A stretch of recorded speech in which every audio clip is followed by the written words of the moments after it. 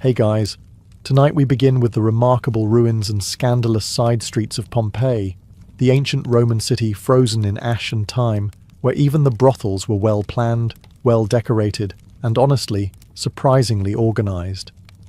Now dim the lights, maybe turn on a fan for that soft background hum, and let's ease into tonight's journey together. Let's say you're a Roman merchant.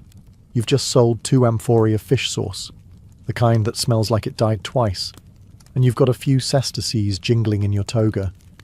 You feel the familiar itch of indulgence that no number of olives can scratch. So you do what many men in Pompeii did after a long day of capitalism. You follow the arrow, not a metaphorical arrow, a literal one. Carved into the paving stones of the city streets is a relief of a penis, proud, pointed, and doing its civic duty, directing foot traffic toward the local lupanar. Subtle, not remotely, but effective. Even the most directionally challenged Roman couldn't miss it. The ancient city planners, clearly concerned about urban efficiency, designed Pompeii's brothel navigation system with the same logic they applied to bathhouses and bakeries. If you can't find it, you don't deserve it. And to be honest, with that kind of signage, you'd have to be blindfolded and on fire to accidentally miss your destination. You turn down a narrow alley. The street noise fades. Fewer vendors shouting about garum, more whispered negotiations and the occasional chuckle that suggests a transaction has concluded early. Children aren't around, but cats are.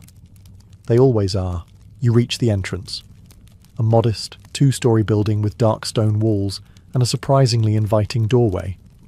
Above the lintel, there's another carving, a charmingly grotesque priapus, with a feature so exaggerated it makes modern emoji look conservative. It's both a promise and a warning. Enter here, and you're stepping into a space where decorum is off-duty. A breeze carries the scent of wine, sweat, and something floral you can't quite place. Maybe lavender, maybe regret. And just as you prepare to walk in, another visitor exits, adjusting his tunic with the look of a man who's either very satisfied or trying to remember if he left his sandals inside. This isn't the elite's pleasure palace. This is a worker's delight, direct, practical, and built for throughput. No couches, no flutes, just the Roman version of Next. Step inside the lupanar, Pompeii's most infamous brothel. And the first thing that hits you isn't the decor, it's the practicality. There's no reception desk, no potted plants, no soft harp music, just a tight stone corridor, and the immediate realization that this place wasn't designed for lingering. It was designed for efficiency. The building has 10 rooms, or rather, cells, each about the size of a modern-day coat closet, if your coat closet had a stone slab in the middle and wall paintings to explain what happens on it. The beds are made of carved masonry, which is only slightly more romantic than a park bench in February. Customers were expected to bring their own comfort, which usually meant a mat of straw, a blanket if they were fancy, and some creativity. Above each door is a fresco. Think of them as visual resumes. One might show a couple in a rather athletic pose. Another might depict a woman with her foot on a man's shoulder, which is either a service or a very niche sport. These paintings weren't for ambiance. They were advertisements, because in a city where literacy was optional but libido was not, pictures got the point across faster than words. The rooms had no doors, just curtains if you were lucky. Privacy wasn't really the goal. Through the thin stone walls you could hear everything, the groans, the coin clinking, the awkward apologies. It was a shared experience, in the most uncomfortable way possible. And then there's the graffiti. Oh, the graffiti, says every archaeologist who's had to translate it while trying not to snort. Some is enthusiastic. Felix had a good time. Others more specific. Matthew did it well. Occasionally, someone offered ratings. If Yelp had existed, the lupanar would have had an average of 4 stars and a lot of very graphic reviews. The women here, most were enslaved, some freed. Their names were often aliases. Fortunata, Crisis, Successor. names meant to evoke luck, beauty, or favourable outcomes. They weren't working here for fun, but they knew how to market themselves better than a modern startup. Forget paper menus. Forget waiters. Forget verbal consent with polite small talk. In Pompeii's lupanar, you simply glanced up at the wall and pointed. Above every room, lining the corridors like risque billboards, were frescoes, hand-painted advertisements for services rendered. And by services, we mean, well, let's just say they left nothing to the imagination and everything to gravity. Each image was a Roman snapshot of acrobatic intimacy, like the Kama Sutra, but with fewer rules and more sandstone. The paintings were meant to inform, not arouse, though depending on your tolerance for awkward angles and stiff elbows, they may have accidentally done both. They depicted men and women, sometimes men and men, or women and amphorae, we don't judge, in various enthusiastic arrangements.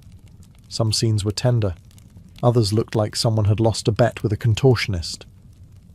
You might wonder, were these customized to match each working woman's specialties? Honestly, it's unclear. Some scholars believe they were generic. Others think the women pointed at their favourite fresco and said, "That one's 20 extra, darling." What's clear is that this was not a subtle business. This was visual, direct, and transactionally unambiguous. A client didn't have to negotiate. He could just point to fresco number 3, hand over his coin, and be gently ushered into a room with a stone bed and the faint echo of someone else's awkward silence next door. And here's the twist. The menu wasn't necessarily about sex, it was also about class. A wealthy Roman would never be caught dead in the lupanar. He had his own private courtesans, flute girls, and probably a villa with its own scandalous wing. But this place? This was for the working man, the fisherman, the baker, the guy who spent all day hauling bricks and now wanted 30 minutes of forgetfulness before dinner. For those men, the wall paintings were more than decoration. They were promises, dreams in faded red ochre. And like all dreams, slightly out of reach depending on your budget. Before there was Yelp, there was the wall. And in Pompeii's lupanar, the walls were absolutely covered in reviews. Carved, scratched, and scribbled with all the subtlety of a drunk Roman with a stylus and a grudge. Graffiti wasn't just tolerated, it was practically encouraged, turning the brothel into a running commentary of lust, ego, and questionable spelling. Step into any room, glance at the plaster, and boom, you've just stumbled into the ancient equivalent of the comments section. Some notes were brief and enthusiastic. "I screwed here," one man proudly proclaimed. No date, no context, just vibes. Others were oddly poetic. One graffito read, "Gaius loves Daphne, but she prefers it with Marcus." Ouch, Gaius.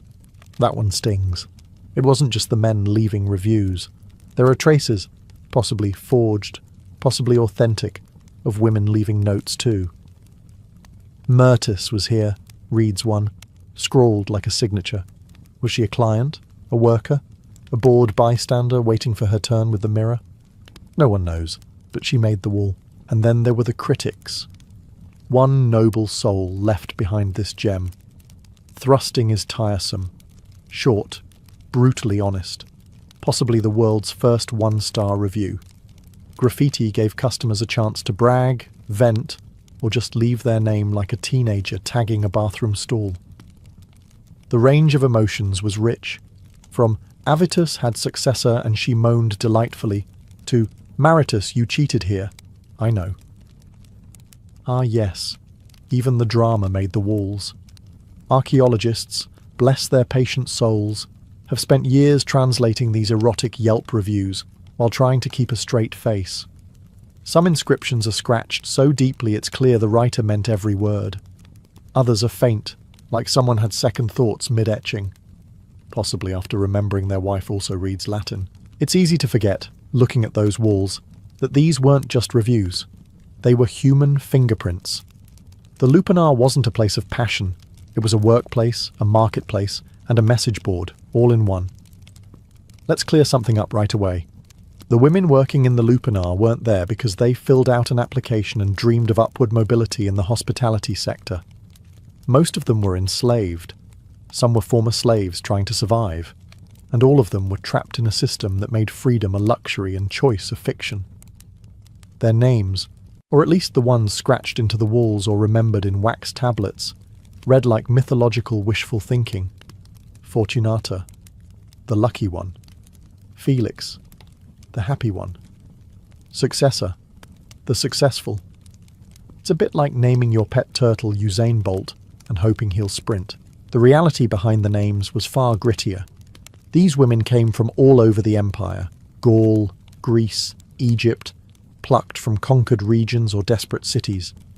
They didn't share a common language, but they shared a job title and a daily routine that involved stone beds and strangers.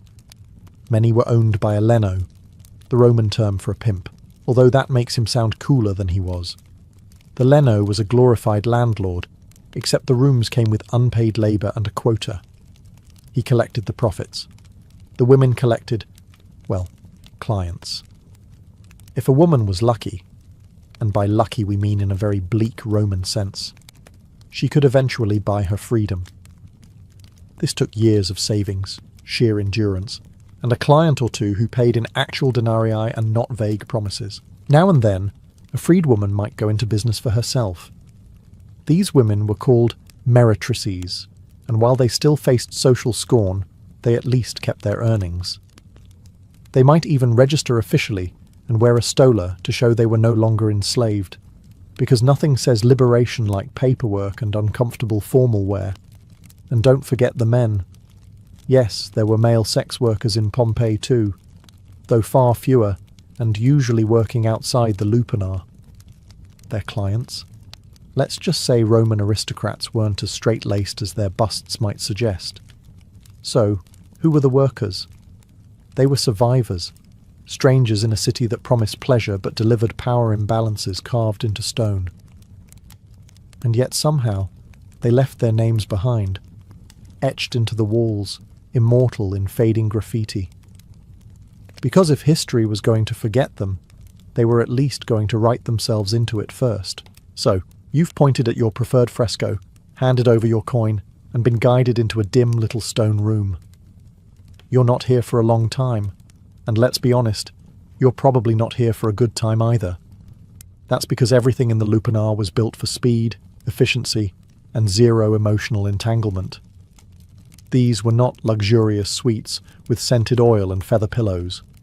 These were cramped stone cells, each just large enough for 2 humans, a lamp, and whatever dignity you had left. Spoiler, it probably didn't make it out with you. The beds were stone slabs, raised off the ground like altars to fleeting pleasure. If you were lucky, there was a mattress on top. If you were slightly less lucky, you got straw. If you were really out of luck, well, you got to contemplate life on bare volcanic rock, like a naughty monk with performance anxiety. The average visit lasted about as long as it takes to unwrap a piece of cheese. That's not just a joke.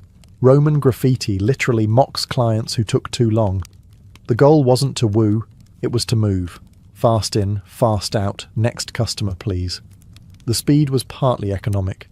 Time is money, and when you're running a business with 10 rooms and a long line of sweaty bricklayers outside, turnover matters. But it was also cultural. Romans didn't romanticize brothel visits. This wasn't the setting for sweeping violins and candlelit passion. This was plumbing the depths of desire with all the grace of a stampede. Privacy, minimal.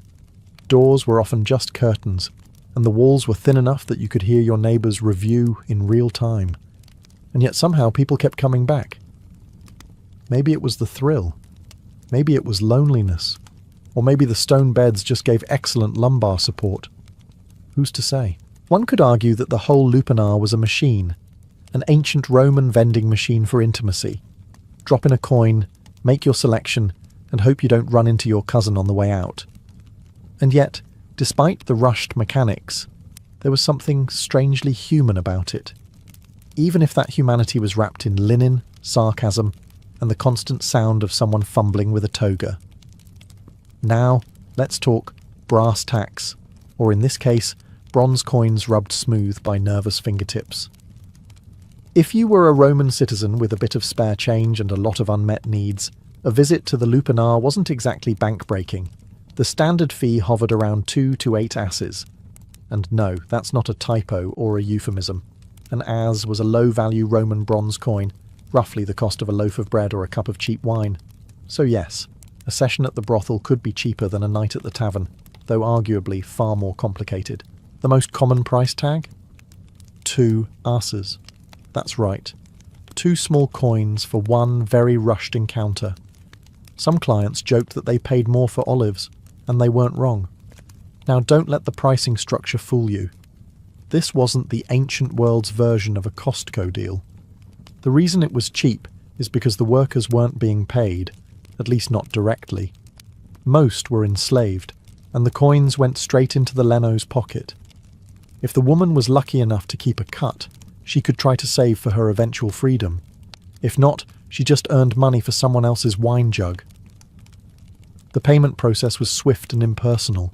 You'd likely hand over your coins at the entrance or to the woman herself, depending on the setup. There were no receipts, no tokens, and certainly no loyalty cards. The only membership benefit was maybe getting to cut the line if you were a frequent flyer with good manners. Interestingly, some brothels even had price lists painted or carved into the walls, complete with frescoes showing what you got for what you paid. Think of it as the world's oldest and least subtle value menu. And no, there were no combo deals. You paid a la carte. And just like any business, there were premium options. If you wanted privacy, a softer bed, red, straw, or someone who could speak your language, the price might creep up to 5 or even 8 asses. Still cheaper than a decent haircut today, and probably just as awkward.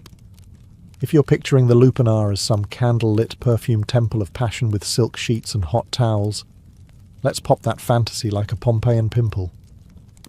Let's start with the basics. Water. The lupanar didn't have running water in the rooms. No basins. No bathhouses attached. Just you, your toga, a stone slab, and a fervent wish that the person before you had the decency to wipe. Public bathhouses did exist in Pompeii, and they were quite sophisticated. Heated floors, cold plunges, even steam rooms. But the lupanar was not one of them. This was strictly a one-function facility, and that function was not sanitation. The stone beds, wiped down if you were lucky, possibly with water, possibly with the same rag used on all 10 beds. There's no record of disinfectant, unless you count the volcanic ash that later buried the place. Most likely, a quick sprinkle and a silent prayer to Venus did the trick. As for protection, forget about it. Romans didn't have latex. They had linen sheaths, animal bladders, or just good old-fashioned reckless optimism. Some graffiti suggest that diseases were rampant, though like everything else they made jokes about it. There's a certain resilience in turning venereal misfortune into bathroom humour. One famous line scratched onto a wall reads, "I paid 2 asses and got burning as a souvenir. Thanks, successor." That's not just a complaint. It's a Yelp review with medieval energy. The scent inside the lupanar? Likely a mix of sweat, oil, wine, incense, desperation, and maybe a faint note of plaster. It's a wonder people made it past the threshold without gagging. But Romans had different olfactory standards. This was, after all, a culture that used fermented fish sauce on everything. And don't forget the flies. With all that body heat and minimal ventilation, the lupanar was a bug's paradise. Imagine trying to focus while a mosquito lands on your thigh mid-transaction. Talk about killing the mood. If you thought brothels in ancient Pompeii were limited to a single dingy floor with groaning stone slabs and echoing regrets, think again. The lupanar, the most famous of Pompeii's brothels, came with 2 full stories, because even in ancient Rome, real estate was all about vertical expansion. The ground floor was where the magic, and by magic we mean brisk economic transactions, happened. 10 small rooms lined a narrow hallway, each furnished with a stone bed and just enough space for 2 consenting, or at least cooperating, adults. This was the high traffic zone. Quick, cheap, no nonsense. A bit like a fast food drive-through, except with sandals and fewer pickles. But the upper floor? Ah, that was for the elite clientele. The ones who had a few more coins jangling in their tunics and maybe expected their chosen companion to know a little Greek, the language or the style. Upstairs, things were quieter, slightly more refined. Maybe a cushion here or a curtain there. You know, ambiance. Accessed via a stone staircase that likely doubled as a tripping hazard after too much wine. The second floor may have hosted longer engagements, repeat clients, or simply those who didn't want to bump elbows with a dozen sweaty sailors waiting their turn downstairs. The extra privacy came at a cost, of course, but nothing says, "I care," quite like buying 5 extra minutes on a straw bed with a better view. The upper rooms may also have served as living quarters for some of the women, or at least a place to collapse after a long shift. It's unclear how strictly the floors were divided by purpose, but archaeologists have noted the remains of a latrine on the second floor. Whether this counts as a luxury feature or just a convenience depends on your feelings about shared bathroom space and the Roman approach to plumbing. Spoiler, it involved buckets. Interestingly, the Lupanar's 2-story structure also helped advertise its services. The painted signs outside were clearly visible from the street, and with the right lighting and a hint of perfume, the brothel almost seemed inviting, from a distance. Visiting the Lupanar wasn't a silent, introspective experience. It was more like trying to have a very personal moment in the middle of a fish market. Pompeii was a noisy city. Streets bustled with vendors shouting out the virtues of their olives, garum sellers sloshing fermented fish sauce, and blacksmiths pounding out the soundtrack of ancient capitalism. If you were trying to sneak into the brothel unnoticed, good luck. The clatter of your sandals on the stone pavement already announced your arrival to half the neighbourhood. Once inside, the walls weren't soundproof. Far from it. The rooms in the Lupanar were little more than closets, separated by thin masonry and the Roman equivalent of wishful thinking. Every cough, grunt, groan, or unexpected joke echoed from room to room. If you were shy, you left that at the door, or drowned it in cheap wine.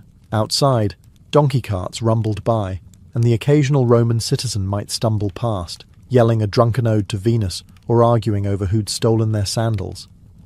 Children played, taverns clanged, and musicians with questionable talent wailed on pipes. It was like trying to concentrate during a street parade, except the parade never ended, and everyone smelled vaguely of sweat and seafood. Oh, and let's not forget the upper-level commentary. Sometimes wealthier clients upstairs would have a better auditory vantage point, and they used it.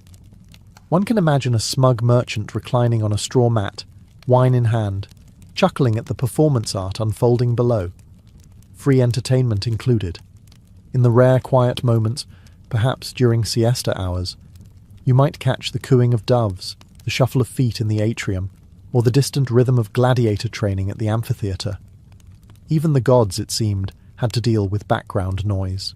And of course, there was the internal soundtrack, your own heartbeat, probably racing, especially if this was your first visit.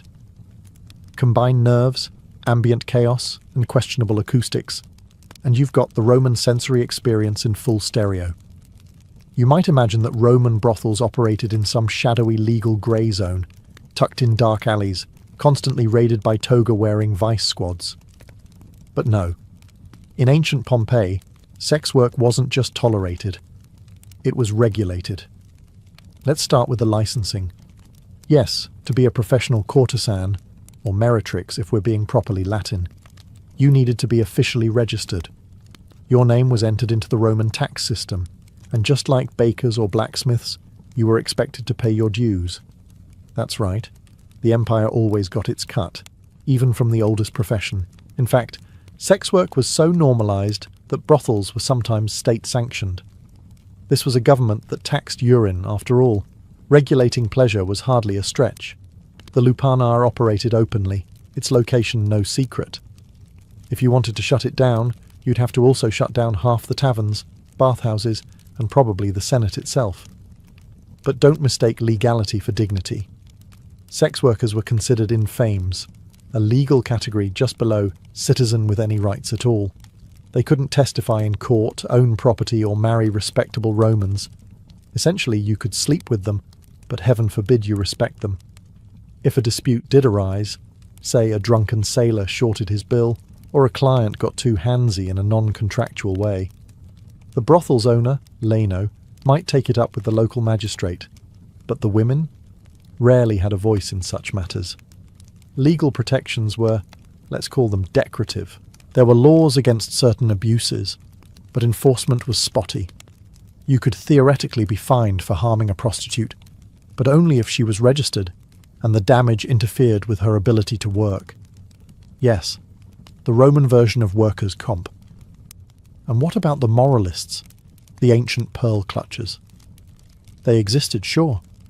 Writers like Juvenal and Seneca occasionally wagged their fingers about declining virtue. But their concerns were aimed more at respectable men behaving badly, not at the brothel itself. In short, it wasn't the lupanar that offended. It was the senators caught sneaking out of it. You might think that ancient Roman religion and brothels were like oil and vinegar, best kept separate unless you're making a very questionable salad. But in Pompeii, gods and lust were often on speaking terms, sometimes loudly, with incense. Let's begin with Venus, the goddess of love, beauty, and highly selective morals. As the city's patron deity, her presence was everywhere: temples, mosaics, amulets, and yes, brothels.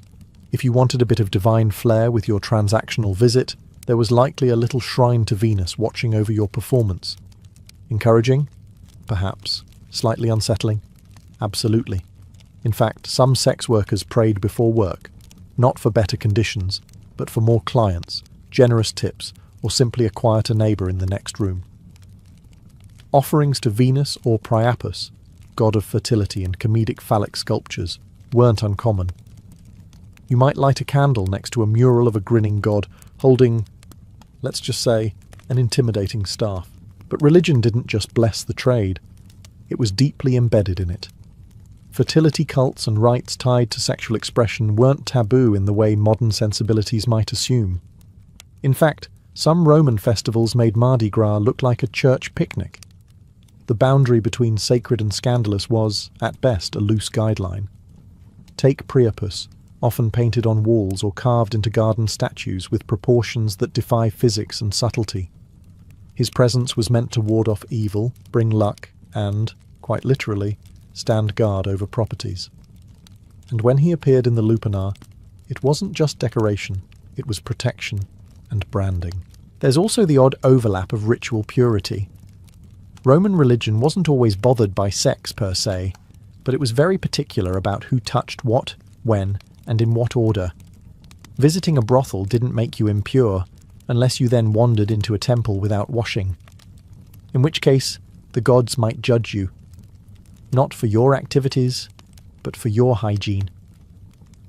The lupanar had seen its share of drama, drunken brawls, awkward exits, maybe a few toga malfunctions. But nothing could prepare it for the morning of August 24th, 79 CE, when Mount Vesuvius woke up on the wrong side of the tectonic bed. It started subtly, a distant rumble, a puff of smoke. Patrons might have assumed it was a rowdy tavern party or some overzealous street theatre troupe doing a Wrath of the Gods reenactment. After all, what better place to ignore ominous signs than a city where the walls moaned louder than the earth? But then the sky turned black at noon. Not metaphorically, literally black. Birds stopped singing, dogs howled, and ash began falling like morbid confetti. Inside the lupanar, business likely ground to a halt, not because of a sudden attack of morals, but because volcanic pebbles began raining on the tile roof. Conversations turned from pricing to panicking. That sultry moaning in the background, now probably just someone yelling, "Run!" The brothel's architecture, sturdy but cramped, was no match for Vesuvius's rage. As the pyroclastic surges swept through Pompeii, superheated gases and volcanic debris engulfed the streets at over 100 miles per hour. It wasn't the fire that got most people. It was the heat. Instant, invisible, inescapable. What's haunting is what was left behind. In the ruins of the lupanar, archaeologists found remains, curled in corners, slumped on stairs, caught mid-flee. People didn't always make it out. Some might have hesitated to grab their money pouch or cloak. Others might have just thought, how bad could it be? Famous last thoughts. When the ash finally settled, Pompeii was preserved in eerie detail, like a paused documentary of Roman life. Graffiti frozen mid-insult, food still on plates, and in the lupanar, stone beds, erotic frescoes, and the ghost of human desire, all entombed beneath 20 feet of volcanic tantrum. Ironically, it was this disaster that gave us our clearest glimpse into ancient life. Without the eruption, the brothel would have decayed like the others.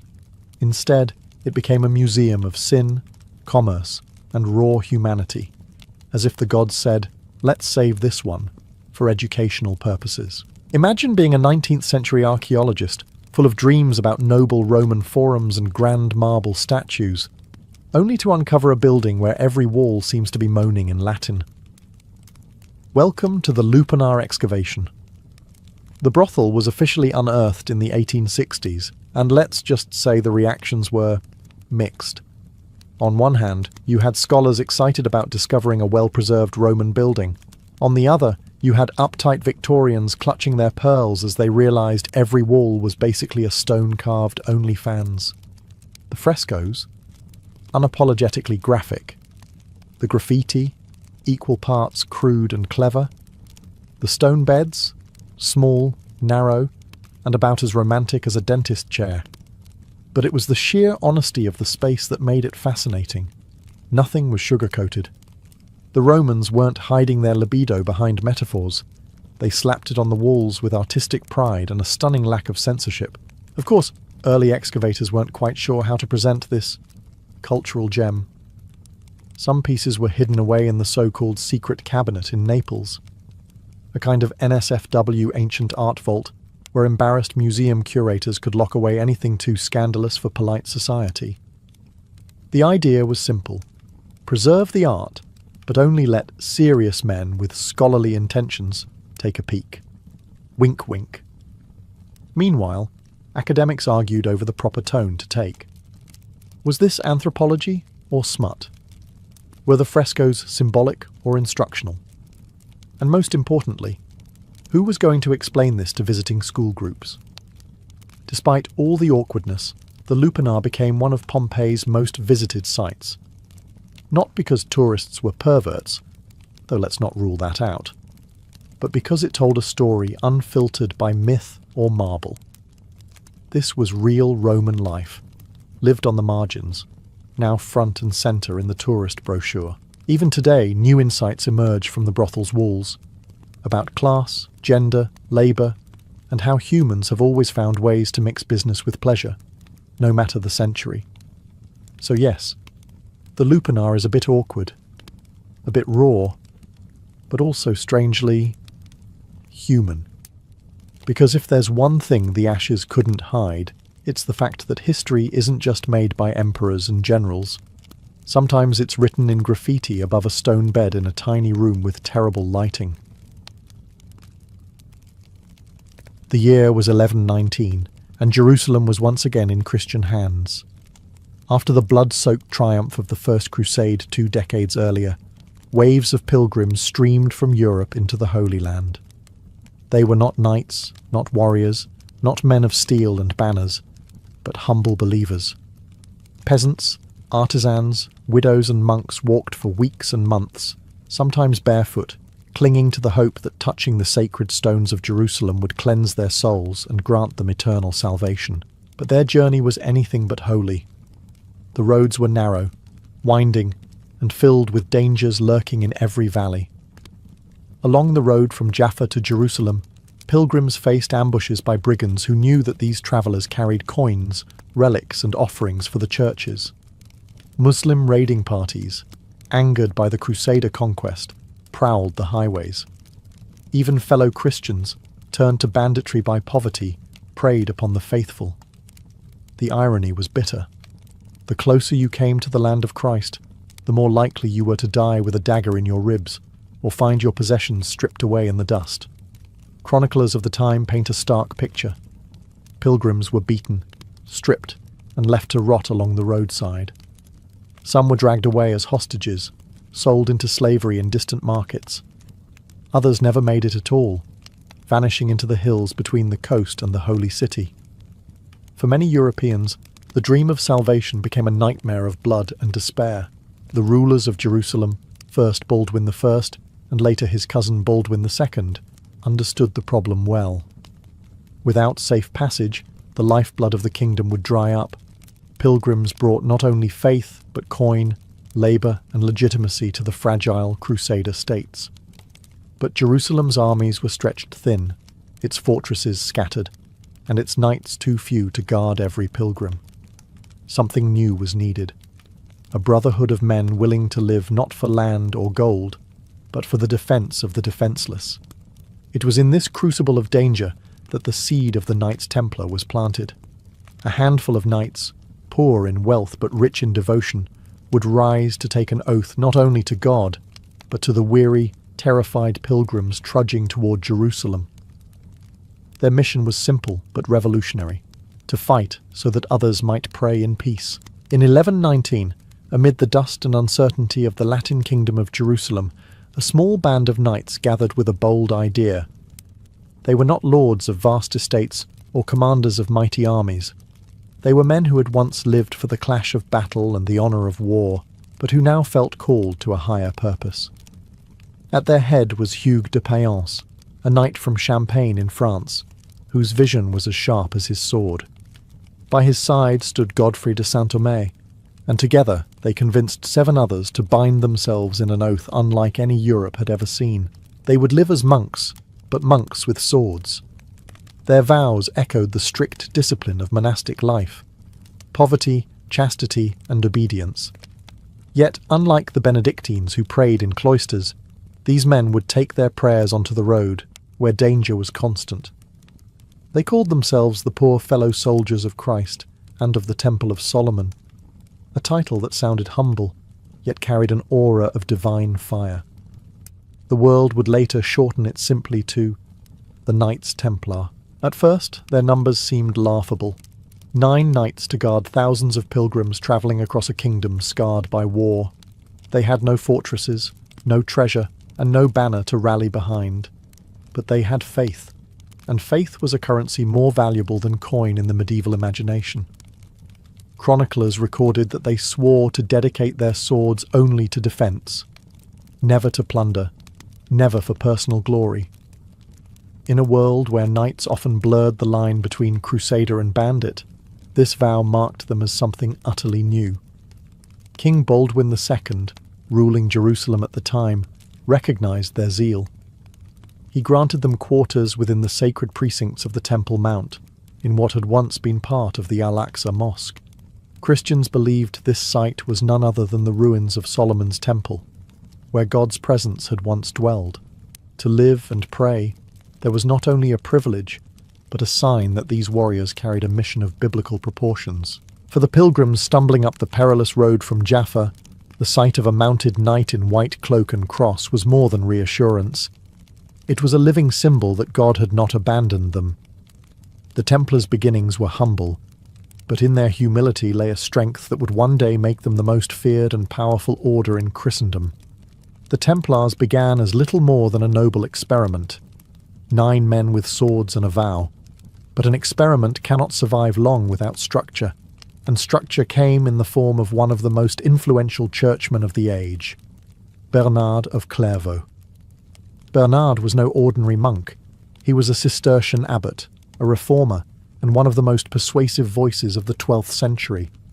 When he spoke, kings listened, and when he wrote, the church followed.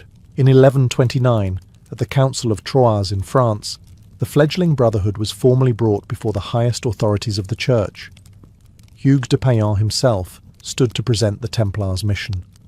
They were poor, they had no lands, and their order was unlike any monastic tradition that had come before. But Bernard saw potential in them, potential not only for service, but for salvation.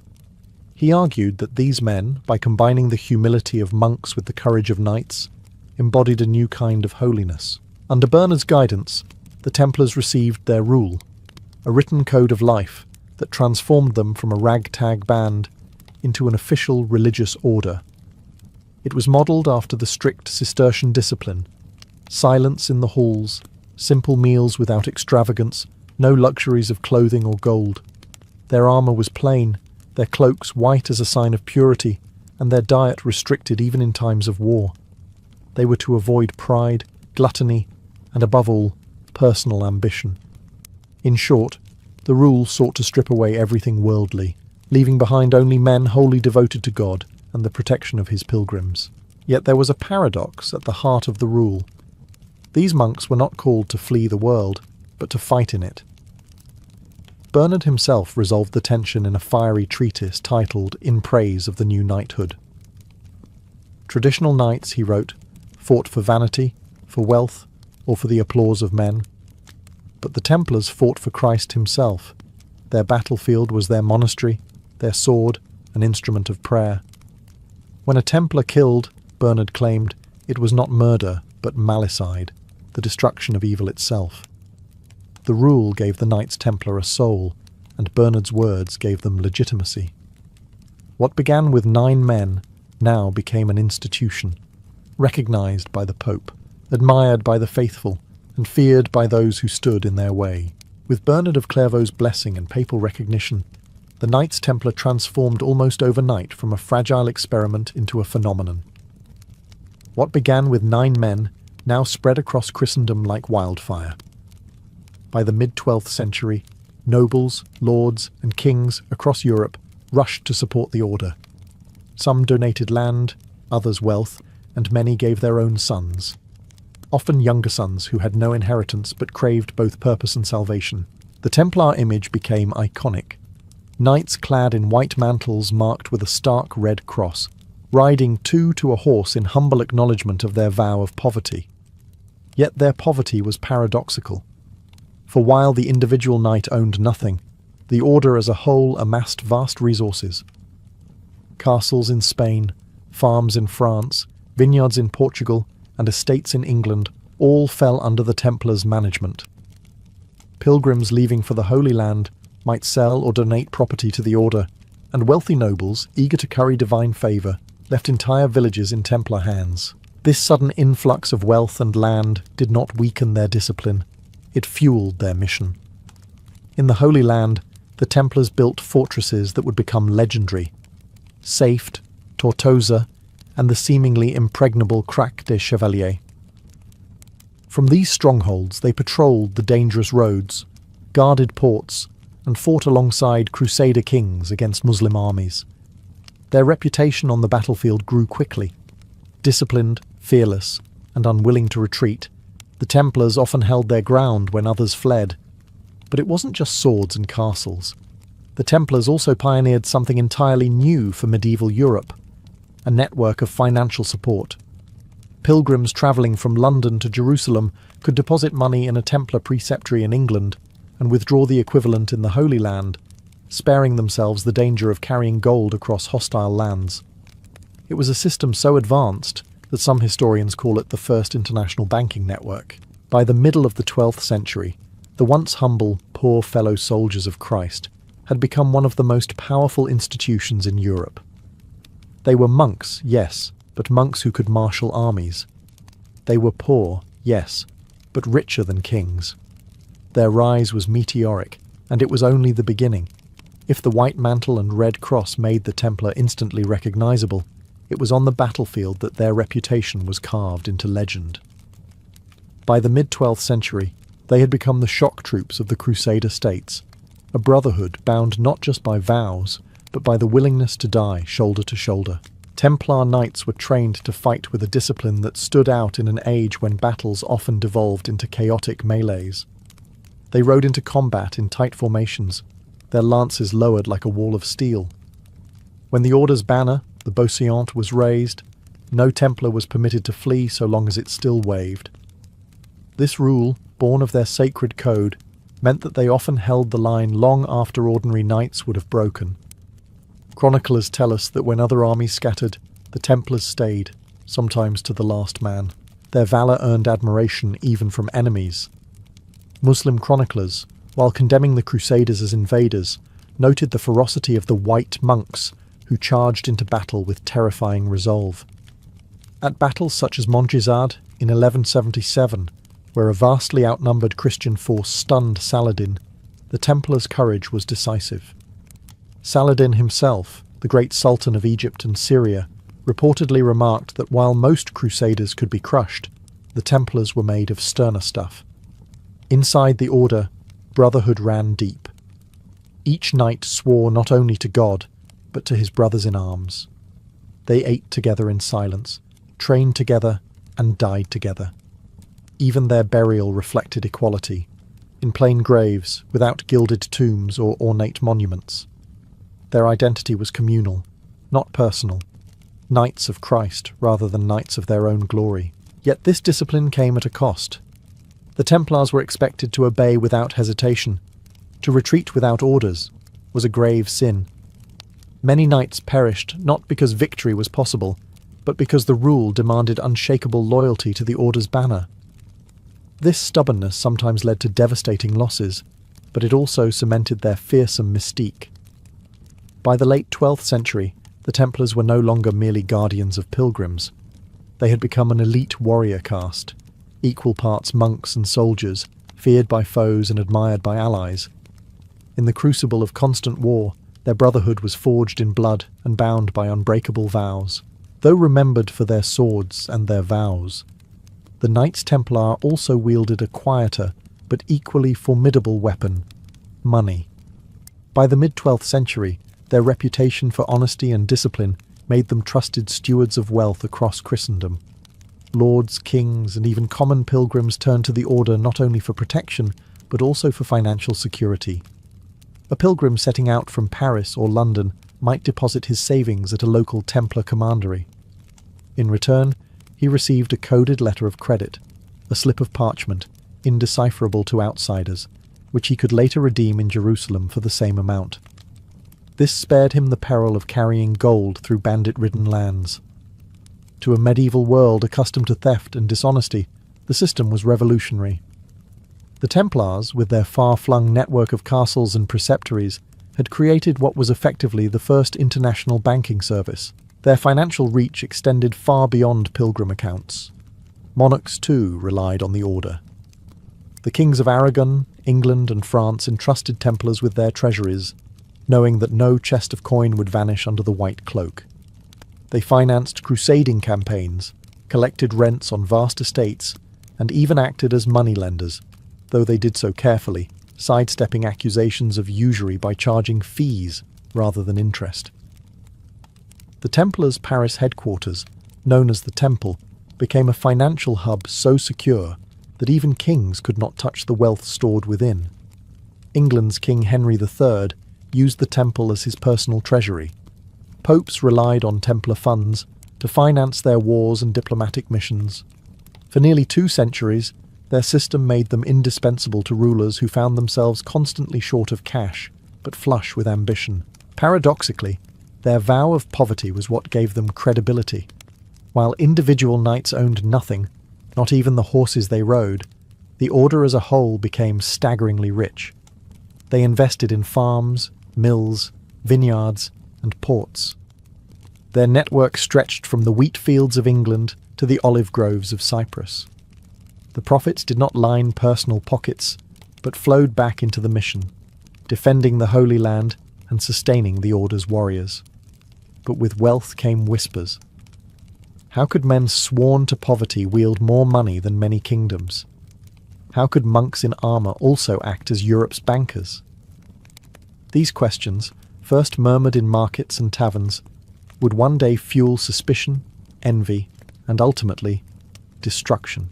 By the late 12th century, the Knights Templar stood at the heart of the Crusader struggle, and their greatest adversary was one of the most formidable figures of the medieval world, Saladin. Sultan of Egypt and Syria, Saladin was both a brilliant commander and a shrewd statesman. His rise posed an existential threat to the fragile Crusader states, and the Templars often found themselves directly in his path. The first great confrontation came in a series of raids and counter-raids across Palestine. The Templars were relentless defenders of the frontier, garrisoning castles and patrolling roads where Saladin's forces sought to undermine Christian control. Their discipline and refusal to retreat made them a thorn in the Sultan's side. Muslim chroniclers, even while condemning them as infidels, acknowledged the Templars' unmatched courage. Saladin himself reportedly called them the most dangerous of his enemies, noting that they fought to the death with a fanaticism difficult to overcome. But bravery could not always triumph against strategy. In 1187, the fragile Crusader kingdom suffered its most catastrophic defeat at the Battle of Hattin. The Templars rode at the forefront, but the Christian army, trapped without water under the blazing July sun, was annihilated. Nearly every knight was slain or captured. The Templar Grand Master, Gerard de Ridefort, fell into Saladin's hands. In an act meant to break the spirit of Christendom, Saladin ordered the execution of hundreds of captured Templars and Hospitallers, sparing only a handful who converted to Islam. For the Order, it was a massacre that seared itself into their collective memory. Yet the Templars were not destroyed. Within months, they regrouped, manning the fortresses that still resisted Saladin's advance. At the siege of Tyre and later at Acre, they played a crucial role in keeping a Crusader foothold in the Levant. When King Richard the Lionheart arrived for the Third Crusade, it was the Templars who fought beside him, charging into battle with the same iron resolve that had earned them both admiration and fear. The clash with Saladin revealed both the glory and the fragility of the Templar mission. They were fearless, yes, but not invincible. Their willingness to die on the battlefield, while inspiring, also bled the order of its finest warriors. Still, their resilience ensured that even after Hattin, the Red Cross continued to fly in the east. The 13th century marked the beginning of a slow unravelling for the Knights Templar. Once hailed as saviours of pilgrims and champions of Christ, they now faced a series of blows that eroded their strength, reputation, and very purpose. The first challenge was military. The Crusader kingdoms that the Templars had sworn to defend were crumbling. After the disastrous loss at Hattin and the fall of Jerusalem to Saladin, the Crusaders clung to a handful of ports and fortresses along the coast. The Templars poured their resources into defending these outposts, but one by one they fell. Acre, the last major Christian stronghold in the Holy Land, was lost in 1291 after a brutal siege. Thousands of Templars died in its defence, and those who survived retreated to Cyprus, exiled from the land that had given them their original mission. But geography was not their only problem. Perception was changing too. With no Holy Land to protect, many in Europe began to ask, what was the point of the Templars now? Their vast estates, castles, and wealth remained, but their visible purpose seemed gone. Pilgrims no longer needed escorts to Jerusalem. Jerusalem itself was lost. To kings desperate for money and power, the Order's riches looked less like sacred trust and more like tempting plunder. Accusations began to swirl. Whispers claimed the Templars had grown arrogant, that they had dabbled in secret rituals, that their vows masked corruption. Their role as Europe's bankers, once a service, now bred resentment. Lords indebted to them sneered at their poverty while envying their prosperity. Even monarchs who had relied on them began to fear their independence. Unlike other orders, the Templars answered only to the Pope. They paid no taxes, owed allegiance to no king, and operated across borders with a freedom few rulers could tolerate. The final spark came from Philip the Fair, King of France.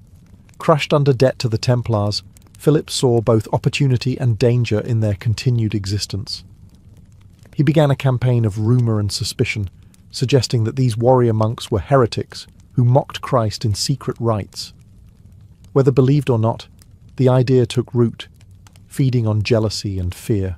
The once unshakable order now found itself under a shadow.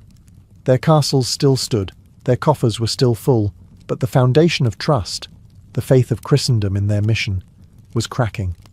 The stage was set for betrayal. The dawn of Friday, October 13th, 1307, shattered the Order's centuries of power. Acting on the orders of King Philip the Fair of France, royal officers stormed Templar preceptories across the kingdom. Hundreds of knights were arrested in a single coordinated strike. The charges were shocking: heresy, idolatry, blasphemy, secret rites, even obscene initiation rituals. To a medieval audience, these accusations were damning, whether or not they were true. Philip's motives were plain. He was bankrupt, weighed down by the debts he owed to the Templars. By destroying them, he could erase what he owed and seize their wealth. But to succeed, he needed more than greed. He needed legitimacy. And so the Templars were dragged before inquisitors, tortured until they confessed to crimes they almost certainly did not commit. Under the lash and the rack, men admitted to spitting on the cross or worshipping strange idols. The confessions were paraded as proof, even though many knights later recanted, declaring their innocence before God. At first, the Pope Clement V hesitated. The Templars had long been under papal protection, answerable to no king. But Philip's pressure was relentless, and the scandal threatened to undermine the Church itself if left unresolved. In 1312, under political duress, Clement officially suppressed the order at the Council of Vienne, dissolving the Knights Templar after nearly 2 centuries of existence. Their lands and wealth were, in theory, transferred to their rivals, the Hospitallers, but much of it conveniently found its way into royal coffers. The once feared warrior monks were scattered, some absorbed into other orders, others fading into obscurity. In Portugal, they re-emerged under a new name, the Order of Christ. But elsewhere, the Red Cross of the Templars vanished. The most dramatic moment came in 1314, when Jacques de Molay, the last Grand Master, was burned at the stake in Paris after retracting his forced confession. Chroniclers claim that as the flames consumed him, he called upon God to judge both Pope Clement and King Philip within the year. And indeed, within months, both men were dead. The legend of his curse echoed across Europe, casting a final, haunting shadow over the Order's end. The Knights Templar were gone, but their story did not end in ashes. Rumours of hidden treasures, secret knowledge, and underground survival gave them a second life in legend. From protectors of pilgrims to martyrs of politics, their rise and fall remains one of the most dramatic sagas of the Middle Ages. To imagine ancient Athens only as the city of Socrates and Plato is to miss the flavour of its daily life. Philosophy might have been debated in the shaded porticos of the Agora, but food was the real glue that bound the city together. At dawn, the streets of Athens stirred not with lofty speeches, but with the clatter of clay pots, the crackle of fires, and the cries of vendors hawking their goods. If you walked through the Agora in the 5th century BCE, you would be greeted by a symphony of scents. Roasted grains, salted fish, sweet honey drifting from stalls, and the constant buzz of people eating, buying, and talking. Street food was no afterthought. For the average Athenian, meals at home were simple and sparse. Bread, olives, and cheese might sustain a family, but it was in the bustling streets that food became an experience. Vendors carried trays of snacks slung from their shoulders, ready to sell to anyone who passed. At corners near the marketplace, small stands with clay ovens turned out steaming loaves and roasted chickpeas. The poor, the wealthy, slaves and citizens, all mingled together in this edible theatre of everyday survival. The Agora itself was not just the political and economic heart of the city, it was its cafeteria. Philosophers might argue about virtue, but they did so while chewing figs or sipping watered-down wine. Couriers paused for a bite of bread dipped in oil, and labourers fresh from the docks satisfied their hunger with grilled sardines sold for a single coin. The hum of conversation mixed with the hiss of hot pans, creating an atmosphere that was as social as it was practical. For Athenians, food on the street carried no stigma. It was quick, communal, and often festive. A man could grab a handful of nuts on his way to the assembly, or pause for honey cakes after attending a festival. Children darted between stalls, pestering vendors for scraps, while farmers arriving from the countryside bartered their goods for a taste of city cooking. Athens was, in short, a city that lived by its streets. The food there was not luxury, but rhythm, a daily beat of roasting, baking and frying that nourished its citizens while binding them together in one bustling, flavourful community. If there was one food that embodied the daily life of ordinary Athenians, it was the humble chickpea. Vendors roasted them on flat pans over open flames, sprinkling them with a pinch of salt or herbs, and served them in little cones of papyrus. The aroma of toasted legumes drifted through the marketplace, luring passers-by to stop for a handful. They were cheap, filling, and packed with enough protein to sustain a labourer through a long day at the docks or in the fields. In a city where most people lived without wealth, roasted chickpeas were the true democratic snack, shared by everyone, from poor craftsmen to students of philosophy. But the chickpea was not eaten only roasted. Boiled and stewed with garlic, onions or dill, it made a hearty porridge known to all social classes. A pot of chickpeas simmering slowly over the fire was a common sight in Athenian households, especially in the poorer districts, where meat was a rare luxury. Chickpeas were also ground into flour to thicken soups, or mixed with barley to stretch a meal further. They were the backbone of survival food, plain, earthy, and reliable. Alongside chickpeas stood the lentil, another humble legume that earned pride of place in the Athenian diet. A bowl of lentil stew was often called the poor man's meat, but this was not an insult. Lentils were hearty, rich in flavour when stewed with vinegar and herbs, and they could be prepared quickly for those who had little time or money. Philosophers themselves were fond of them. A saying attributed to Socrates teases young men to content themselves with lentils rather than chase after extravagance. In this sense, lentils were not just food, they were a moral lesson in moderation and simplicity. On the streets, vendors might carry steaming bowls of lentils to sell to workers rushing between tasks. For a few coins, a man could buy sustenance that filled his stomach and warmed his body. The poor could live for days on lentils, bread and olives, a trio that represented both the austerity and resilience of Greek life.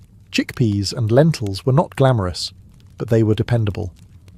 They carried the taste of home, of thrift, of resilience.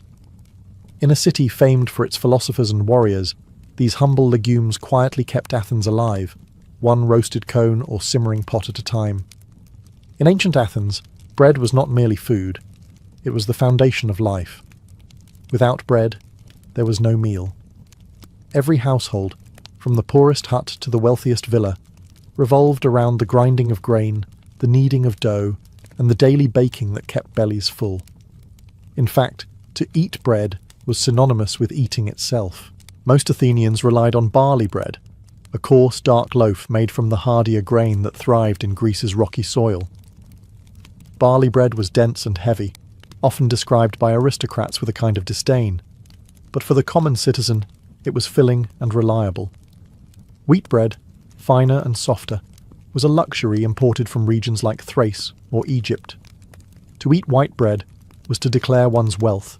It was food for the privileged few, not for the majority. On the streets of Athens, bakers rose before dawn to prepare the city's daily bread. Ovens fired with olive wood and brush filled the air with a nutty, smoky fragrance that drifted across the agora. Vendors sold loaves hot from the hearth, wrapped in cloth or leaves to retain warmth. A dockworker might break his loaf apart with his hands on the way to labour, dipping chunks into olive oil or wine for flavour. Children tore off pieces to nibble while running errands, and farmers, arriving from the countryside, often bought bread to eat alongside dried figs or cheese. Bread was rarely eaten plain. It was dipped into honey for sweetness, soaked in diluted wine, or used to scoop up stews of beans and lentils. Wealthier Athenians might sprinkle it with herbs, sesame, or cheese. There were even variations baked with onions or garlic, giving the loaves a pungent edge that filled the stomach and sharpened the senses. But bread was more than fuel. It was symbolic. In offerings to the gods, bread was laid upon altars. During festivals, special loaves shaped into coils or animals were baked as sacred gifts. Sharing bread was also a social act, a gesture of hospitality and community. To break bread with someone was to acknowledge trust and friendship. In every bite, bread carried the story of Athens, its soil, its labourers, its markets, and its gods. Whether barley dark or wheat white, humble or luxurious, bread was the thread that bound together survival and society in the streets of the ancient city. If bread was the foundation of the Greek diet, then fish was its flavour. In a land where the sea was never far away, the people of Athens turned to the waters for sustenance. The Aegean was their pantry, supplying everything from humble sardines to prized tuna. On the streets of the city, fish was not reserved for feasts. It was everyday fare, sizzling over flames for anyone with a few coins to spare. The cheapest and most common fish were the small ones: sardines, anchovies, and sprats. Vendors skewered them on sticks or wrapped them in fig leaves, grilling them quickly over open charcoal braziers. The smell of charred fish skin wafted across the agora, drawing in workers and travellers alike. A dockhand or potter might buy a skewer of fish to eat on the go, tearing the flesh apart with his fingers and licking the salty oil from his hands. These little fish were affordable, nutritious, and above all portable, a perfect street snack in a busy city. Larger fish were another matter. Tuna, mullet, or sea bass could fetch a high price, and their arrival in the marketplace was often a spectacle. Wealthier citizens, or those seeking to impress guests, would buy whole fish to be roasted or baked with herbs. But even these delicacies found their way into the streets, where innkeepers or cooks sold slices to those who could afford a small taste of luxury. A single portion of grilled mullet, crisped at the edges and drizzled with olive oil, could transform an ordinary meal into something memorable. What made fish so essential was its variety. Salted and dried fish were staples for long journeys or poor households who needed preservation. Smoked fish gave a deeper flavour and lasted longer than fresh. Fish soups, seasoned with leeks and dill, were sold steaming from clay pots in the back streets, warming both body and spirit. Even the scraps and bones were boiled into broths that stretched a meal further, ensuring nothing went to waste. For Athenians, fish was more than food. It was culture. Plays and comedies from the era often joked about the frenzy in fish markets, where housewives haggled fiercely with sellers. To love fish was to be Greek, and to argue over its price was a civic duty. In the smoky stalls of Athens, with sardines hissing over coals, the city's appetite was satisfied one skewer at a time. If savoury fish and bread sustained Athens through its daily rhythm, then honey cakes gave it joy. In a world without sugar, honey was the sole source of sweetness, a golden treasure harvested from hillside hives and revered as a gift from the gods. The Greeks called honey the nectar of the immortals, and on the streets of Athens, it transformed simple dough into irresistible treats. Vendors fried small rounds of wheat or barley batter in bubbling oil until they puffed and crisped. Once golden, they drizzled them with honey, letting the syrup seep into every crevice before sprinkling them with sesame seeds. These treats, what we might recognize as the ancestors of doughnuts, were sticky, fragrant, and addictive. Children ran to stalls with sticky fingers, while adults savoured them slowly, the honey clinging to lips and beards. But honey cakes were not only indulgences, they were deeply tied to ritual. At festivals honouring the gods, especially Zeus and Artemis, honey cakes were offered at altars. Sometimes they were shaped into animals or coils, their sweetness meant to please divine appetites. To eat what had first been offered to the gods was to share in a sacred meal, blurring the line between devotion and delight. At weddings and births, honey cakes symbolized prosperity and fertility, binding the cycles of life to the taste of sweetness. On ordinary days, though, honey cakes were pure pleasure. The agora buzzed with vendors who balanced trays on their heads, shouting out the freshness of their fried cakes. The smell alone was enough to lure passers-by from debates and trade deals. For a few obols, anyone could enjoy a moment of luxury, no matter how poor. A sailor just back from Piraeus might spend his wages on a fistful of cakes, while a philosopher, supposedly above such temptations, might secretly nibble one between lectures. The texture was part of the appeal. Crisp outside, soft inside, drenched in honey that glistened in the Athenian sun. Eating them was messy, but in a city that thrived on noise, argument and laughter, no one cared if syrup dripped onto your tunic. In honeycakes, Athens revealed its sweeter side. They were food for the gods, food for the festivals, and food for the everyday man who wanted just a taste of golden joy in a life often filled with struggle. Not every street food in Athens required fire or frying pans. Some of the most beloved snacks were simple gifts of the earth: figs, olives, and nuts. Together, they formed the everyday fuel of the city, portable, nourishing, and endlessly versatile. They were as common in the hands of a child as in the rations of a soldier, and they appeared in both humble suppers and lavish banquets. The fig was Athens' pride. Plump, sweet, and bursting with seeds, figs grew across Attica, and their harvest marked the rhythm of the year. Fresh figs were sold from woven baskets in the agora, their skins glistening purple or green. They were eaten whole, juice dripping down fingers, or paired with cheese for a richer bite. Dried figs, flattened into leathery discs, were even more popular. Easy to carry, long-lasting, and cheap, they were the snack of workers, travellers, and students.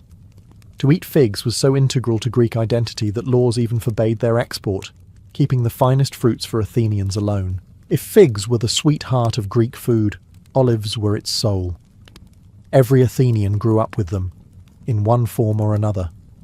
Black or green, pickled or cured, olives were sold in heaps at market stalls, scooped into clay jars and eaten by the handful. Olive oil, pressed from these same fruits, flavoured nearly every dish, but the olives themselves were an essential street snack. Salty, tangy and filling, they were carried in pockets or wrapped in leaves for quick bites. To eat an olive was to taste the land of Greece itself: rocky soil, hot sun, and centuries of cultivation. Nuts, too, had their place in Athenian life. Almonds, walnuts, and hazelnuts were cracked open and eaten raw or roasted, often sold in small piles by vendors at festivals. Children tossed them like dice in games before eating them, while adults carried them as travel food. Mixed with honey, nuts became a sweet, energizing treat, beloved by athletes for their strength and by philosophers for their simplicity. Together, figs, olives, and nuts were more than food. They were a portable pantry, sustaining Athens at work, in play, and in worship. Sold cheaply on the streets, they embodied the balance of Greek eating: simple, natural, and tied to the rhythm of the earth. No Athenian meal, whether in the streets or at home, was complete without something to drink. And for the Greeks, that almost always meant wine. But forget the modern image of gulping it straight from the amphora. Athenians considered drinking unmixed wine barbaric. Instead, they diluted it with water, often in a 3-to-1 ratio, turning strong wine into a refreshing beverage suited for daily life. To drink it pure was considered a mark of savagery, fit only for Thracians and other uncivilized peoples. In the agora and neighbourhood taverns, large clay jars called craters were filled with watered wine. Vendors dipped cups into them, selling cheap portions to labourers who wanted to wash down bread or fish.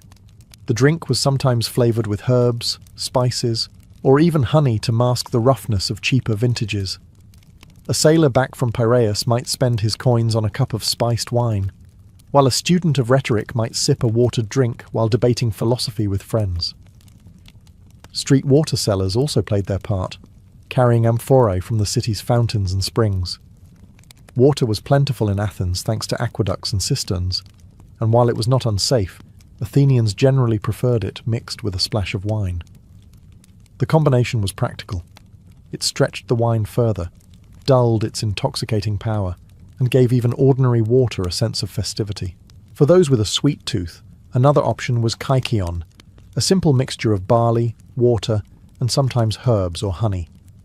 Though more rustic, it was refreshing, filling, and particularly popular among farmers and soldiers. At religious festivals, kykeon even carried a sacred meaning, tied to the rites of Demeter and the Eleusinian mysteries. To drink it was not only to quench thirst, but to participate in tradition. Wine drinking was also deeply social. Even a humble street-side cup echoed the practices of the symposium, the Greek drinking party where men reclined on couches, talking, singing, and debating under the influence of diluted wine. On the streets, Athenians did not lounge on cushions, but the same principle applied. Wine loosened tongues, forged connections, and turned a simple meal into a shared experience. For Athenians, watered wine was more than refreshment. It was culture in a cup. In every sip lay a blend of practicality, moderation, and community, echoing the balance that defined Greek life itself. If the agora was the beating heart of Athens, then its markets were the arteries through which food, voices, and energy flowed. Every day, before dawn, the square filled with vendors setting up their stalls, arranging baskets of figs, amphorae of olives, slabs of cheese, and trays of roasted chickpeas. By mid-morning, the place was a riot of noise, smells, and colours. The food vendors of Athens were not merely salesmen, they were performers. Each one cried out with exaggerated claims, boasting that his honey was sweeter than the rivals, or that his fish was fresher, caught at dawn from the harbour at Piraeus. Housewives haggled fiercely, slapping coins down and demanding better prices. Philosophers complained about the noise, but often found themselves lured into buying snacks between lectures. Slaves scurried through the crowds, sent by their masters to gather provisions. The market was chaotic, but it was also the glue of the city, a place where every class mixed in pursuit of sustenance. Some vendors carried their goods through the streets rather than setting up stalls. Bakers balanced trays of flatbread on their heads. Nut sellers rattled small baskets to attract attention. Fishmongers dripped seawater onto their catch to keep it glistening and fresh. The poorer citizens could buy just a single sardine or a handful of olives, while the wealthy might purchase amphorae of fine wine or large cuts of meat for household feasts. Markets were also places of innovation. Athenian cooks experimented with spices brought in from trade routes, offering flavoured bread, seasoned stews, or fish grilled with herbs for those who could pay a little extra. The variety gave the streets an international flavour. Egyptian grain, Thracian wine, and Anatolian nuts sat side by side with Attic olives and figs. For Athenians, eating at the market was not just about survival, it was about connecting to the larger world beyond Greece. And then there were the smells, smoke rising from fish grills mixed with the sweetness of honey cakes. The sharp tang of pickled olives mingled with the earthy scent of lentils bubbling in clay pots. For the citizen, soldier, slave, or philosopher passing through, the market was an irresistible sensory assault, a reminder that in Athens, food was never far from reach. The agora's markets were more than commerce. They were theatre, politics, and survival wrapped into one. To walk through them was to experience Athens at its most human. In Athens, food was never just about filling the stomach. It was about connection between families, neighbours, classes, and even the gods themselves. Meals, whether taken at home, in the bustling agora, or at religious festivals, served as the glue that held the city together. For the ordinary Athenian, eating was communal. Families gathered around simple clay tables, sharing barley bread, olives, and lentil stew from common bowls. Nothing was wasted, and eating was as much about conversation and storytelling as about nourishment. Even the poorest labourer could find dignity in breaking bread with his kin. To eat alone was rare and often seen as joyless, a reminder that food was meant to be shared. On the streets, the same principle extended outward. Vendors sold roasted chickpeas or grilled sardines not to silent customers, but to people who lingered, chatted, and argued as they ate. A dock worker might share figs with a friend, while two philosophers debated politics over watered wine at a corner stand. The marketplace became a stage where Athenians of all ranks, from slaves to citizens, brushed shoulders and connected through food. Religious life reinforced this sense of unity. At festivals, sacrificial meat was divided among participants, allowing even the poor to taste what they normally could not afford. Honey cakes offered to the gods were later shared among worshippers, blurring the line between sacred offering and public feast. Food in this context was not private, it was civic, binding the community together in ritual and celebration. Even politics had its place at the table. Public meals, known as syssitia, especially in other Greek city-states like Sparta, found their Athenian echoes in communal feasting after victories or during great civic events. Here, food became a statement of equality, citizens dining together, setting aside rank for the shared act of eating.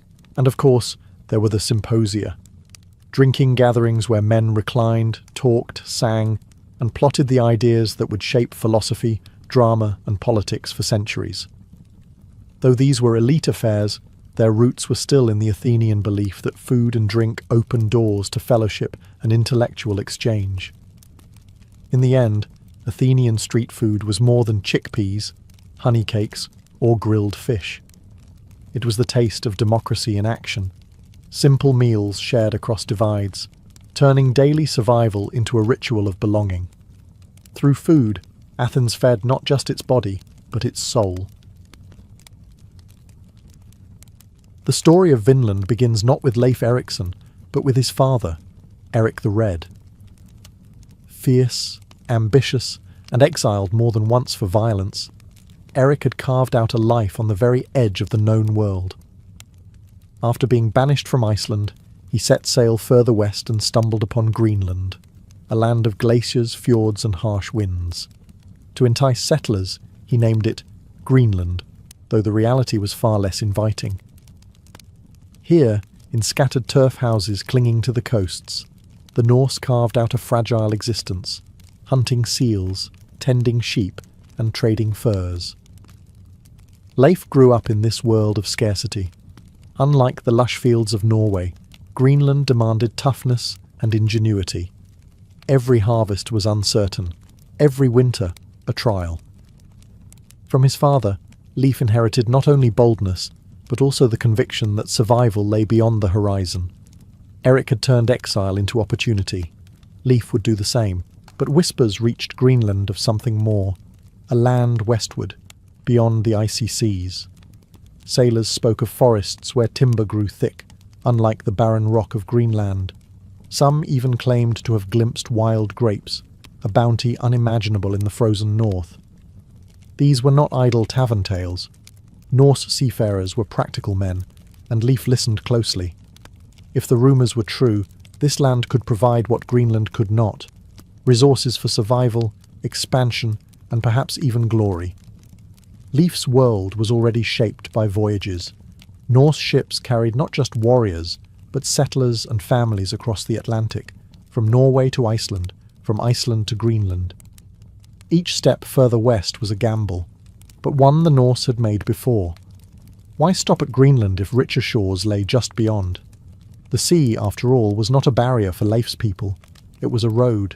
By the year 1000, Leif Erikson was ready. Strong, ambitious, and hungry for discovery, he gathered his crew. His father Eric, though proud, was aging and cautious, warning of storms and unknown dangers. But Leif was not deterred.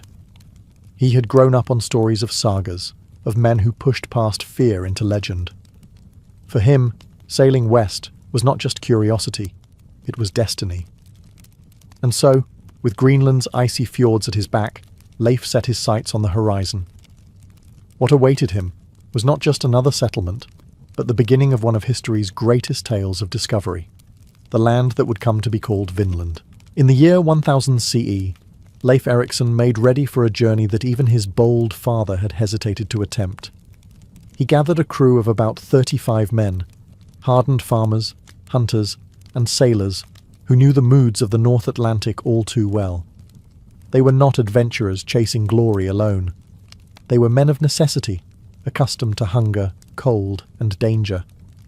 To them, the promise of new land was as much survival as it was exploration. Their ship was a nar, a broad-bellied cargo vessel built for ocean crossings. Unlike the sleek, dragon-prowed longships of raiders, the nar was steady, able to carry livestock, timber, and trade goods. Its oak planks flexed with the waves, and its single square sail of wool, dyed red and brown, caught the northern winds. Each man knew the rigging, the oars, and the rhythm of the sea. With their provisions of dried fish, seal meat, butter, and ale, they pushed westward, chasing the edge of the known world. Navigation was part science, part instinct. The Norse had no maps of these western seas, Instead, they read the sun's path, the flight of birds, the smell of salt and seaweed, even the colour of water against the hull. At night, they looked to the stars, fixing their course by the North Star, and constellations passed down through memory. Some sagas suggest that Leif carried with him a sunstone, a crystal that revealed the sun's position even on cloudy days. Whether legend or truth, such tools symbolized the ingenuity of Norse seafarers. The voyage was no calm passage. The North Atlantic could turn savage in moments. Winds tore at the sail, waves crashed over the deck, and icebergs drifted silently in the mist. The men bailed water, lashed themselves to the ship, and sang to keep fear at bay. Each morning they scanned the horizon, hoping for a glimpse of the land they had heard whispered in stories. Days stretched into weeks, and doubt crept in. Was there truly a fertile coast beyond Greenland, or were they chasing ghosts? Yet Leif's confidence never wavered. He believed the sea was not emptiness, but a pathway. When at last the gulls began to circle overhead, and the scent of earth drifted on the wind, the crew's doubts turned to awe. Ahead lay a new shore, untouched and waiting. This was not just landfall, it was the moment when legend began to harden into history. At first, it appeared as a faint smudge against the endless grey horizon. The men squinted into the spray, unsure if it was another bank of mist or the dream they had chased for weeks. As the Nar drew closer, the blur sharpened into a coastline, rolling hills, dense forests, and a stretch of untouched shoreline that looked nothing like the icy barrens of Greenland. Voices rose in disbelief and wonder. Here was proof that the stories were true. There was land beyond the Western Sea. The Norse sagas described the scene with reverence. Instead of glaciers and rocky cliffs, they found soft earth, thick woodlands, and meadows that promised pasture for animals. The beaches gave way to forests so dense that sunlight struggled to pierce their canopy. For men accustomed to the treeless wastes of Greenland, it was as if they had stumbled upon an earthly paradise. They steered the ship toward a sheltered bay and brought the Nar to shore. Leif was the first to step onto the soil, his boots sinking into rich earth. Around him, his crew fanned out, marvelling at the abundance. Streams of fresh water trickled down from hills, cool and clear. Birds filled the air with their cries, and wild game rustled through the underbrush. The men drank, ate what they could gather, and for the first time in weeks, felt the comfort of a land that seemed generous rather than hostile. What struck them most, according to the sagas, were the wild vines heavy with grapes. The Norse were no strangers to wine, but in Greenland and Iceland, such luxuries were unheard of. Here, grapes grew freely, and the men eagerly picked them, staining their hands and mouths purple. To Leif, this abundance gave the land its name, Vinland, the land of wine. Whether the berries were truly grapes or another fruit misnamed by the Norse, their discovery became a symbol of plenty. As they explored further, they found tall trees, timber of a quality long denied to them in Greenland. Wood was life, for building homes, repairing ships, and heating through brutal winters. To see forests stretching to the horizon was to glimpse wealth beyond measure. That evening, as the sun sank over this new shore, the men built fires and feasted. For the first time in generations, Norsemen felt they had found not just survival, but possibility. Vinland was no myth, it was real, and it was theirs to explore. After the first night on Vinland's shores, the men awoke with the cautious excitement of pioneers. This was no longer just a voyage, it was the beginning of something new. Leif Erikson, mindful of both opportunity and danger, divided his crew into small groups to explore. Some stayed to guard the ship, while others fanned into the forests and along the rivers, eager to see what this land could offer. The sagas tell us they found resources beyond anything Greenland could provide. Forests stretched in every direction, offering timber strong enough for houses and ships. Streams teemed with salmon so fat and plentiful that men could catch them by hand. Meadows provided open pasture, perfect for grazing if settlers ever brought cattle here. The air itself seemed gentler, the winters shorter, though perhaps this was just the relief of men weary of ice and rock. They built a small camp of turf houses and wooden structures, temporary shelters that allowed them to endure the nights in safety. Fires burned in the hearths, their smoke curling into the air as proof that Norse hands had claimed yet another land. From these houses, Leif organised expeditions deeper inland, ensuring that no corner of the coastline was left unexamined. One group discovered a grove heavy with wild berries, not only the grapes that had inspired the name Vinland, but also blueberries and cranberries, which stained their hands and filled their sacks. Another group found hills rich with game, deer and perhaps even elk, that moved through the woods with little fear of men. The Norse hunters knew at once that this was land that could sustain life for generations. Each evening, the explorers returned to camp with their findings. They roasted fish, feasted on berries, and praised the land's generosity. The mood among the crew shifted from doubt to hope. They spoke not only of survival, but of settlement. For men hardened by Greenland's scarcity, Vinland was a dream of abundance made real. Yet Leif urged caution. He knew the sea was treacherous and the land unpredictable. They were not the first to set foot here. He suspected others, perhaps native peoples, might already claim it. For now, though, Vinland remained theirs to explore, a land both wild and welcoming, waiting to test whether Norse ambition could truly take root so far from home. For weeks, Leif Erikson and his crew enjoyed the bounty of Vinland. They fished its rivers, hunted its game, and gathered its berries. But the Norse knew well that no land, however fertile, was ever truly empty. Sooner or later, they expected to find others, whether friend or foe. And in time, they did. The sagas describe the first inhabitants the Norse encountered as the Skraelings, a term used for the native peoples they met in both Greenland and Vinland. To the Norse eye, the Skraelings were unfamiliar, shorter in stature, dressed in hides, skilled with bows and arrows, and quick-moving across the land. Their language was strange, their customs alien. But what mattered most was how these two groups, separated by oceans and worlds of culture, would deal with one another. At first, the encounters were cautious. The Norse showed goods such as red cloth, metal tools, and milk, things unknown to the Skraelings. In return, the natives offered pelts, animal skins, and food. For a brief time, it seemed possible that trade might flourish. The Norse prized furs, and the Skraelings were intrigued by woven cloth and iron. Around the fires of their turf houses, Leif's men dreamed of a future where Vinland could be both a colony and a trading hub. But mistrust grew quickly. The Norse, though hardy farmers and sailors, were also warriors by heritage. They carried weapons and were not afraid to use them. The Skraelings, wary of the strangers with iron swords, began to see them as intruders. Conflicts sparked suddenly.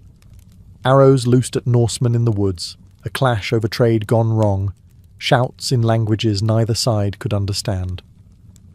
The sagas tell of one particularly fierce skirmish where the Skraelings attacked in numbers, driving the Norse back to their settlement. Arrows whistled, stones flew, and the Vinland camp trembled with chaos. The Norse fought back, shields raised, swords flashing, but they realized a grim truth. They were too few, and the land was not theirs alone. Though Leif sought peace where possible, these clashes made it clear that Vinland, however rich, was contested ground. The grapes, the timber, the salmon, all were tempting, but so long as the Skraelings defended their homeland, any Norse foothold would be fragile. What began as a voyage of discovery was turning into a lesson. The Atlantic had delivered them to new shores, but survival here depended not only on nature's bounty, but on how they faced the people who already called this land home. Once Leif Erikson and his men established their camp, Vinland became more than just a distant coastline. It became a lived reality. The Norse were not merely explorers, they were settlers at heart, accustomed to carving homes out of hostile landscapes. In Vinland, they built a small but sturdy base, likely of turf walls and timber roofs, much like the dwellings in Greenland. Smoke from their hearths curled above the camp, a sign that Norse hands were shaping this wild land into something familiar. Daily life followed a rhythm of survival and opportunity. At dawn, men set out to fish the rivers and streams, where salmon leapt in such numbers that catching them seemed almost effortless. Others hunted game, deer, bear, and waterfowl, returning with meat that was roasted on open fires or preserved for leaner days. The forests provided nuts and berries, while the grassy clearings suggested potential fields for grazing livestock should future settlers arrive. Food, however, was not their only concern. Timber was perhaps Vinland's greatest treasure. Greenland's settlers were starved of wood, forced to build with stone and turf. Here, forests stretched endlessly, offering logs for ships, houses, and tools. Crews felled trees, shaping them with axes, stockpiling planks and beams. Some of this lumber was destined not for Vinland itself, but for Greenland, resources to be ferried back across the ocean. Life in the settlement was not without hardship. The winters, though milder than Greenland's, were still biting, and provisions had to be carefully managed. Firewood was cut and stacked, stores of fish and meat salted or dried. Norse discipline, forged by years of survival on harsher shores, kept the camp organised. Evenings were quieter. Men gathered around the hearth, telling tales of their homelands or speculating about Vinland's future. Could families be brought here? Could farms thrive? Some dreamed of a permanent colony, a place where Norse children could grow among vines and forests instead of ice and rock. Others, more cautious, saw Vinland as a seasonal outpost, a place to gather timber and resources before returning east. What united them all was the sense of standing at the edge of possibility. Vinland was unlike any land they had known, generous, fertile, yet uncertain. Around their fires, Leif's men lived as pioneers, half in the present, half dreaming of what might be built upon these western shores. For a time, life in Vinland seemed promising. The Norse had food, timber, and shelter, and Leif Eriksson's crew began to imagine futures rooted in this new land. Yet beneath the surface, tension grew. The Skraelings, the native people who already called Vinland home, had tolerated the strangers for a while, but suspicion and resentment began to rise. The Norse saw the land as empty for the taking. The Skraelings saw invaders cutting their trees, hunting their game, and planting their fires along the shore. At first, interactions were cautious exchanges. The Norse offered red cloth, milk, or iron tools, which fascinated the Skraelings, while they in turn traded animal pelts and food. But these fragile beginnings soured quickly. The Norse, proud and martial, carried weapons even to trade. Their warriors' presence was a constant reminder that their friendship rested on the edge of a sword. One saga tells of a skirmish sparked when a bull belonging to the Norse bellowed and frightened the Skraelings, who retaliated in fear. Another account describes a trade dispute, perhaps over milk or cloth, that erupted into violence. Whatever the spark, arrows flew, stones were hurled, and soon the Norse camp found itself under siege. The Skraelings came in numbers. They moved swiftly, their arrows raining down from a distance, forcing the Norse to raise shields in tight formations. The Norse countered with iron swords and axes, weapons that could cleave through bone and wood, but they were few, and each loss struck deeply. For every Norseman who fell, the survival of the whole settlement was threatened. The sagas highlight moments of desperation and bravery. Women in the camp carried water and urged the men to fight harder, while warriors charged out with wild cries to scatter the attackers. In some tellings, even a pregnant woman, Freydis, daughter of Eric the Red, picked up a sword, baring her chest and screaming at the Skraelings until they retreated in shock. Though the Norse won some clashes, they could not escape the truth. They were outsiders in a land already defended. Every arrow fired by the Skraelings reminded them that Vinland, for all its bounty, was not theirs to claim without cost. The dream of a peaceful colony gave way to the grim reality of a frontier bristling with hostility. Vinland's abundance was undeniable, but so too was its danger. The promise of Vinland was undeniable: fertile soil, thick forests, rivers brimming with fish, and vines heavy with fruit. Yet as months passed, Leif Eriksson's men realized that abundance alone could not guarantee survival. The Skraelings resisted their presence with determination, and every clash reminded the Norse of how precarious their settlement truly was. Vinland was rich, but it was also contested ground.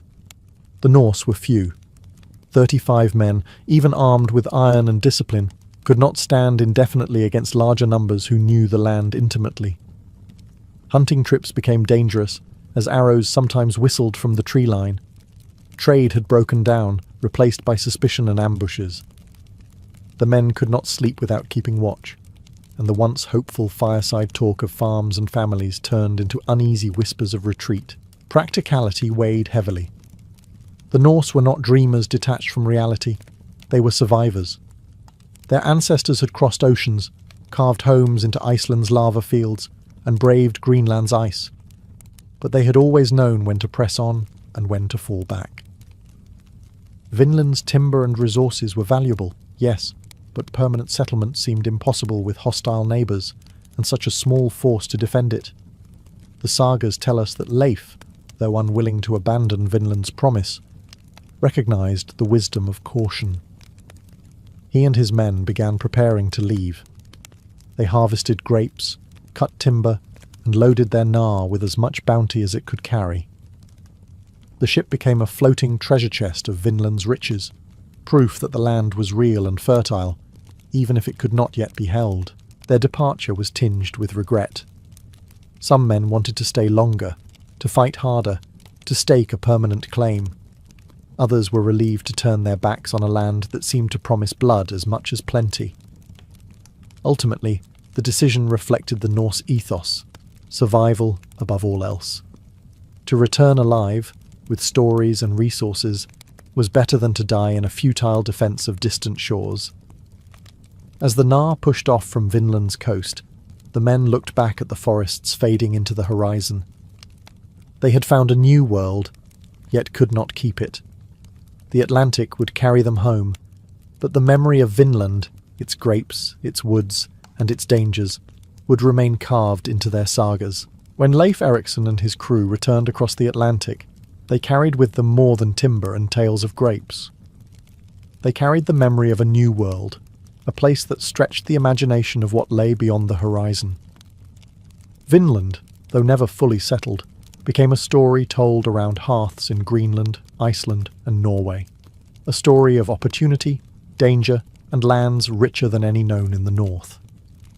The sagas that recorded these voyages, the saga of the Greenlanders and the saga of Eric the Red, preserved Vinland in legend. They told of Leif the Lucky, who brought back not just timber, but proof that the Atlantic concealed fertile shores. They spoke of Karlsefni, another would-be settler, who tried to establish a colony but was also driven back by the Skraelings. Each retelling kept Vinland alive, half memory, half myth. For centuries, Vinland hovered on the edge of credibility. To many in medieval Europe, the idea that Norsemen had reached a land far west of Greenland seemed fanciful. The story persisted in Icelandic tradition, but was little known elsewhere. Then, in modern times, evidence began to surface. The excavation at Lonceau Meadows in Newfoundland revealed turf houses unmistakably Norse in design, confirming what the sagas had whispered all along. The Vikings had reached North America around the year 1000, nearly 500 years before Columbus. The legacy of Vinland is twofold. On one hand, it showed the extraordinary reach of Norse seamanship. These were not merely raiders of Europe's coasts, but explorers who crossed oceans and touched new continents. On the other hand, Vinland became a reminder of limits. The Norse had found new shores, but they lacked the numbers and the alliances to hold them. Unlike Greenland or Iceland, Vinland never became a lasting colony. Yet, in a way, its greatest legacy lies in imagination. For the Norse, Vinland was proof that the world was larger than they had thought, that beyond every horizon lay the possibility of more. For later generations, the Vinland sagas became a prelude to the age of exploration, a whisper that the Atlantic had already been crossed long before Columbus. Leif Erikson's journey did not change the world immediately, but it ensured that the first footsteps of Europe in the Americas were not Spanish, but Norse. And that memory, carried in saga and soil, remains Vinland's enduring gift to history.